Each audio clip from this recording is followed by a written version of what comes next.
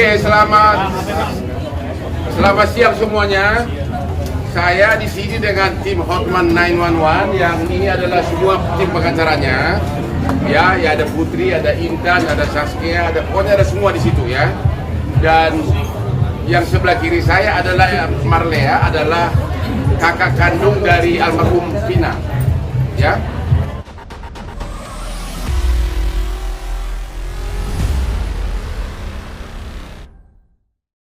Musiknya kecilin dulu dong. Sudah siap? Oke, selamat siang semuanya. Saya di sini dengan tim Hotman 911 yang ini adalah semua tim pengacaranya. Ya ada Putri, ada Intan, ada Saskia, pokoknya ada semua di situ ya. Dan yang sebelah kiri saya adalah Marlea, adalah kakak kandung dari almarhum Vina. Ya. Kakak kandung dari almarhum Vina. Tentu tujuan dilakukan konferensi pers ini adalah baik keluarga maupun tim kuasa hukum berhak memberikan komentar atas konferensi pers dari Polda Jabar yang telah mengumumkan bahwa satu DPO itu ada nama bernama Peggy dan wajahnya sudah ditunjukkan, dan dua lagi katanya adalah fiktif atau tidak ada. Itulah saya tahu kami konferensi pers dari Polda Jabar. Okay? Dan untuk menentukan sikap tersebut, bagaimana tanggapan keluarga dan tanggapan kami, maka pertama saya kasih dulu jawabannya kepada Marlea, Ibu Marlea sebagai kakak kandung dari Marlina selaku kakak kandung dari Vina almarhum. Yang pertama, ya ada tisu, kasih kuda kepanasan nih. Tisu di itu dong. Kopi. Emang cewek nggak ada yang pakai tisu kalian? Nah gitu, pintar kamu. Oke. Mariana. Bahasa Batak ada sih. Marli aja Marli. Apa sikap keluarga terhadap pengumuman dari Polda Jabar bahwa Peggy adalah salah satu DPO? Itu dulu.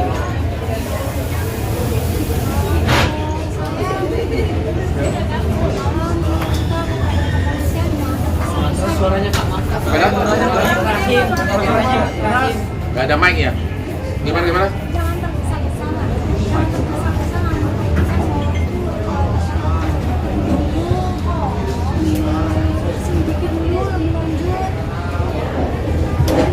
Jadi terhadap DPO yang katanya sudah tertangkap bernama Peggy, sikap keluarga adalah jangan Polda Jabar agar jangan bikin tergesa-gesa membuat keputusan bahwa dia adalah pelaku, begitu. Oke, sebagai tambahan, kami mendapat informasi bahwa 6 dari terpidana ini sudah di BAP lagi oleh Polda Jabar dalam minggu-minggu terakhir ini. Ternyata katanya 5 terpidana ini mengatakan bukan Peggy pelaku yang DPO, hanya 1 yang mengakui. Jadi 5 lawan 1. 5 terpidana ini mengatakan di BAB bahwa bukan Peggy pelakunya yang DPO, sedangkan 1 mengakui. Jadi 5 lawan 1. Itu terhadap Peggy, ya. Jadi terhadap Peggy, keluarga mengatakan agar Polda Jabar jangan dulu terburu-buru mengambil keputusan bahwa Peggy adalah yang pelaku DPO. Sekarang bagaimana sikap keluarga terhadap 2 pelaku DPO yang katanya adalah fiktif?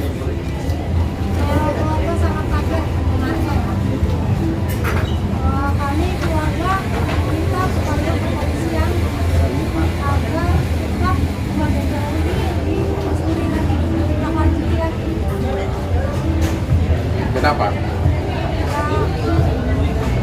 kan pengadilan awal itu disebutkan 3. Ya. Sekarang 2 ini jadi 1. Jadi ya keberatan. Jadi ibu berharap agar jangan terlalu terburu-buru mengatakan fiktif, cari dulu gitu. Apalagi kan penyelidikan penyidikan kasus ini kan baru dimulai dalam 2 minggu terakhir, ya kan? Oke, saya tambahkan sepanjang menyangkut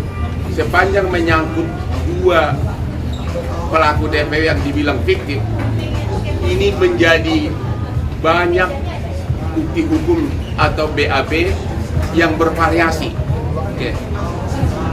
Versi pertama, pada waktu tahun 2016, 7 pelaku itu mengatakan ada 3 DPO. Itu di BAP, ini semua ada di BAP-nya nih. Bahkan diuraikan semua jenis motornya, perbuatan apa yang mereka lakukan, dan cara memerkosanya. 7 DPO itu menerangkan bahwa kami melakukan bersama-sama. Jadi secara pidana ini adalah perbuatan bersama. Ya, itu BAP versi pertama. BAP versi kedua, tiba-tiba 7 pelaku ini katanya atas saran orang tertentu mencabut semua isi BAP-nya. Itu versi kedua.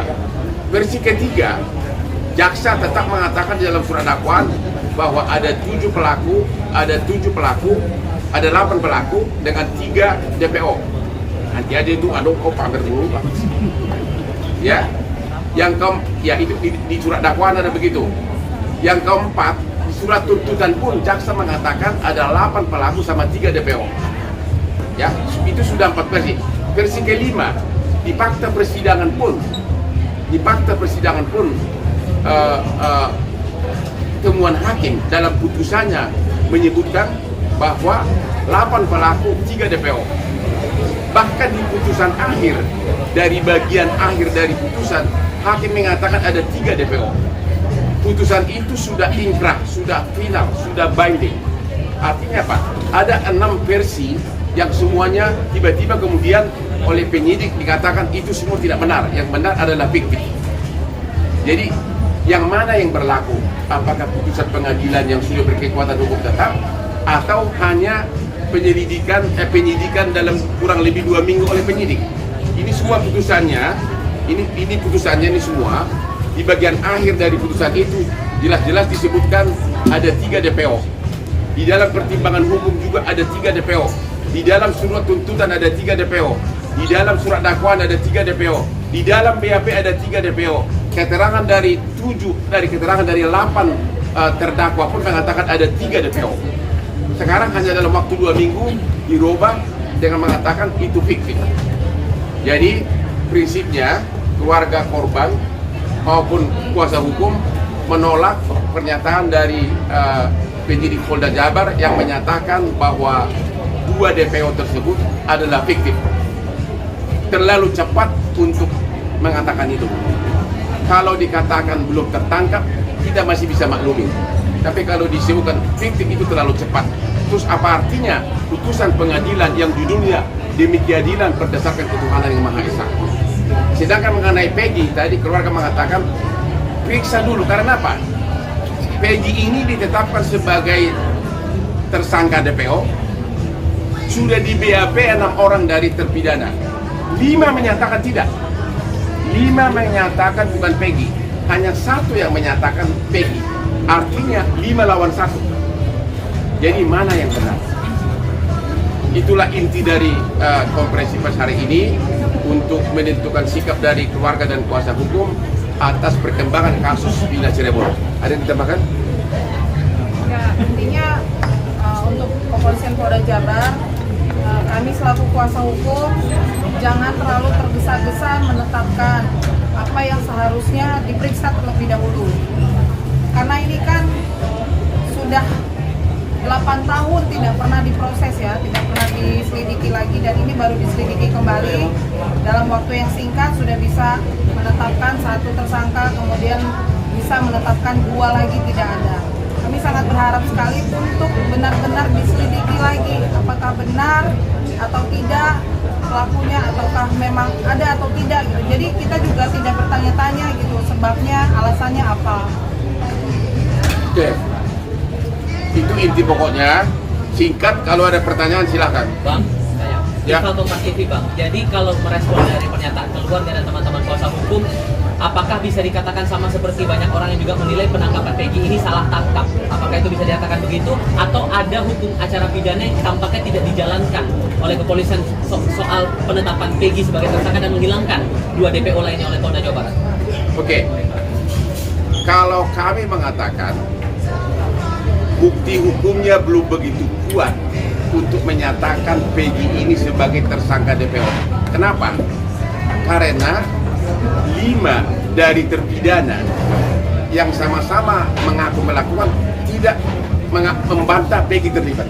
Jadi 6 orang terpidana itu sudah di BAP dalam minggu-minggu ini. BAP baru ya. 5 mengatakan Peggy tidak terlibat, hanya 1 yang mengatakan terlibat. Ya, itu dia. Terhadap Peggy belum ada jawaban yang pasti. Itu jawaban kami. Masih perlu diselidiki lebih lanjut. Ya, belum bisa disebutkan total salah tangkap atau memang itu orangnya. Tapi dari segi hukum pembuktiannya masih sangat lemah. Apalagi 5 terpidana mengatakan Peggy ini tidak terlibat. Itu jawabannya. Bakal ada koordinasi lebih lanjut nggak dengan Polda Jawa Barat dan tim untuk keluarga Vina ini? Ya, kita selalu ini loh. Kita itu kan menghimbau agar jangan tergesa-gesa. Ini kan mulai viral kan sesudah kasus ini diviralkan oleh Hotman 911. Barulah mulai yaitu sekitar tanggal 20-an, barulah mulai Polda Jabar bergerak. Kok hasil persidangan berbulan-bulan sudah ada putusan mengatakan bahwa ada 3 DPO, kok tiba-tiba dengan penyidikan kurang dari 2 minggu tiba-tiba disebutkan itu fiktif gitu loh, yang 2 DPO. Itu yang kita tidak, keluarga maupun kuasa hukum belum bisa terima. Ya, Apakah berarti harus ada transparansi hukum ya Bang? lalu Harus ada transparansi hukum terhadap kasus ini Bang? apa? Transparansi hukum, transparansi. Ya justru itulah transparansi hukum. Makanya kan kita bikin konferensi pers ini untuk menentukan sikap keluarga. Ya, harusnya Polda harus menerangkan bahwa 5 dari terpidana itu membantah, tidak mengakui Peggy sebagai pelaku. Ya, dan yang 2 fiktif ini semua berkas-berkas perkara menyatakan mereka ada, cara memerkosanya ada, mobil motornya ada, cara mukulnya diuraikan di sini. Ya, masalahnya dan juga si pelaku ini, si 8 terpidana ini tidak pernah mengalihkan tanggung jawab kepada 3 DPO. Biasanya kan orang mengatakan mengalihkan tanggung jawab, dia pelakunya bukan aku. Kalau mereka mengatakan kami lakukan perbuatan itu bersama-sama. Jadi ini perbuatan tidak pidana secara bersama-sama. Jadi kelihatan jelas tidak ada motivasi bagi mereka untuk lempar tanggung jawab. Kelihatan jelas dari awal. Sehingga kalaupun misalnya Polda Jabar belum berhasil menemukan 2 pelaku DPO ini, ya jangan dibilang tergesa-gesa fiktif dong. Ya, itu sama saja mau cepat-cepat menutup perkara ini gitu. Ya. Berarti Bang, tidak ada alasan jelas dari Polda Jabar terkait dengan menghapuskan 2 DPO lainnya Bang ya? Nggak ada alasan yang jelas ya? Alasannya apa? Nggak ada. Alasannya tidak ada. Jadi namanya itu tidak diakui oleh para terpidana lainnya juga. Asal-asal sebut aja katanya. Betul. Jadi sekali lagi atas 2 fiktif ini sudah banyak versi yang menyatakan. BAP pertama 2016 menyatakan ada 3 DPO. Surat dakwaan jaksa mengatakan ada 3 DPO. Surat tuntutan jaksa mengatakan ada 3 DPO. Temuan persidangan, perdebatan di sidang juga mengatakan ada 3 pelaku ini. Putusan juga mengatakan begitu. Putusan yang sudah final. Jadi yang mana yang berlaku, putusan pengadilan atau pernyataan lisan dari penyidik? Makanya kita mengatakan itu pernyataan yang menyatakan itu fiktif terlalu tergesa-gesa. Bilang aja belum berhasil menangkap, itu kita lebih bisa terima. Kalau disebutkan polisi belum berhasil menangkap karena sudah kelamaan, ya bisa kita terima. Tapi kalau dibilang fiktif, kita tidak bisa terima. Itu pernyataan dari keluarga. Kalau P3 warga itu kemarin kan mengatakan bahwa akan melaporkan, meminta bantuan kepada Presiden Joko Widodo untuk membongkar pembunuhan kasus ini. Apakah itu benar dan kapan akan dilakukan? Sebenarnya memang secara secara di medsos pun kita sudah mengatakan agar Bapak Presiden juga memperhatikan, tanpa kita minta pun saya yakin seluruh petinggi negeri ini termasuk Presiden sudah tahu kasus ini, dan mudah-mudahan diterapkan seperti kasus Sambo, benar-benar dikasih political will untuk memeriksa. Jadi untuk Peggy Setiawan ini kan juga salah tangkap ini akan dibantu juga dengan Bang Hotman atau seperti apa? Kita sekarang ini hanya berpendapat, masih meragukan apakah Peggy itu pelaku DPO yang tertangkap. Kita tidak mengatakan 100% bukan, masih meragukan, karena 5 dari terpidana mengatakan bukan Peggy pelaku. Jadi semua apa lagi? Hanya satu yang menyatakan. Nah, di dalam hukum, apabila ada hal-hal yang tidak jelas, apabila ada kekaburan, apabila ada ketidakjelasan, dalam prinsip hukum adalah harus dibebaskan orang yang belum pasti bersalah. Ya, kalau masih ada keraguan-raguan, nggak boleh langsung divonis. Ya. Linda seperti apa, Bang? Apa? Munculan Linda sendiri. Kenapa? Setelah munculnya Linda, apakah tim kuasa hukum jadi punya saksi kunci baru? Enggak, kalau Linda itu kan bukan saksi hukum, dia itu kan hanya kerasukan ya, sama tepat. Jadi tidak bisa dipakai sebagai saksi, bukan saksi yang diakui oleh undang-undang. Mungkin hanya sekedar petunjuk, tapi bukan saksi. Karena orang kerasukan mana bisa jadi saksi. Di mata hukum kita belum diakui orang kerasukan itu sebagai saksi, sebagai bukti. Petunjuk boleh, hanya untuk guidance boleh. Jadi itu bukan bukti. Bang, kalau misalkan kuasa hukum ragu-ragu dari tim Abang ragu-ragu terhadap Peggy ini, apakah dari pihak keluarga dari tahun 2016 sampai saat ini itu sudah benar Peggy atau bukan gitu? Kalau Mbak bagaimana, Bang? Meyakini nggak sih Peggy ini beneran pelaku atau enggak? Itu saya laporan kepada kepolisian. Keluarga menurut saya Tapi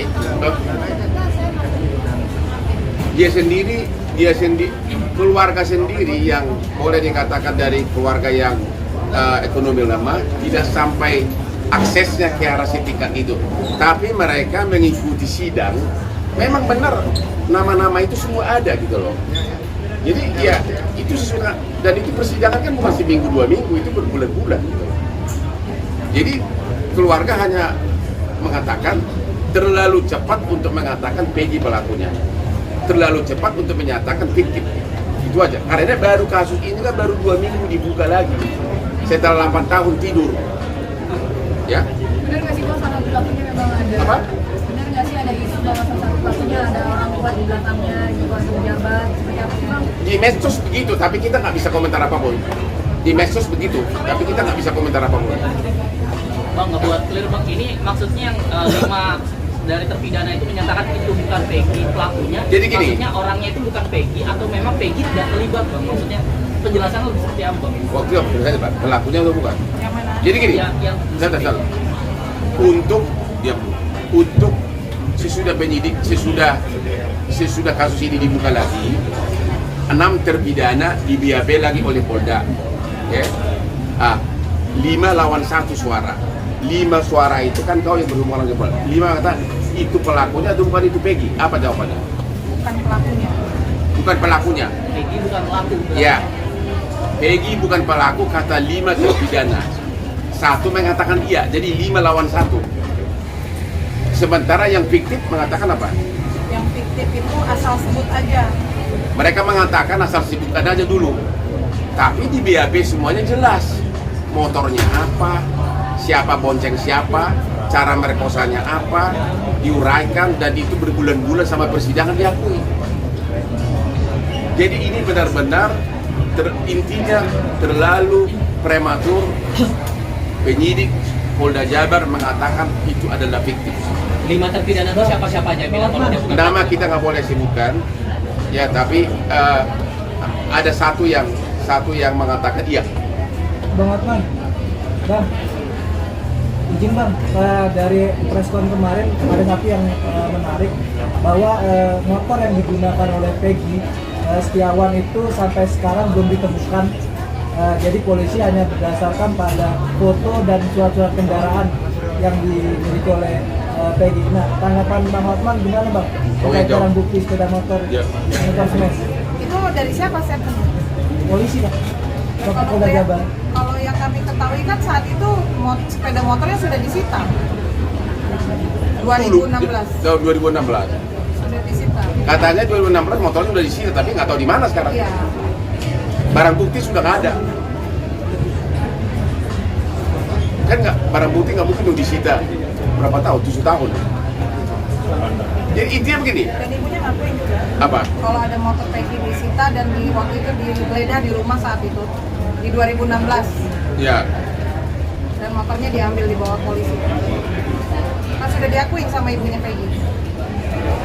Tapi motornya itu sudah nggak ada sekarang. Ya. Iya. Lalu bagaimana dengan barang buktinya Pak? Makanya saya bilang dalam prinsip hukum kalau ada keraguan-raguan maka seseorang tidak bisa dipidana. Kalau buktinya tidak lengkap maka belum bisa ditetapkan siapa pelakunya DPO ini termasuk terhadap Peggy. Demikian juga kalau belum pasti fiktif jangan bilang fiktif, kan belum pasti. Sementara putusan pengadilan judulnya DB Keadilan berdasarkan ketuhanan yang Maha Esa mengatakan ada 3 pelakunya yang DPO, bukan fiktif.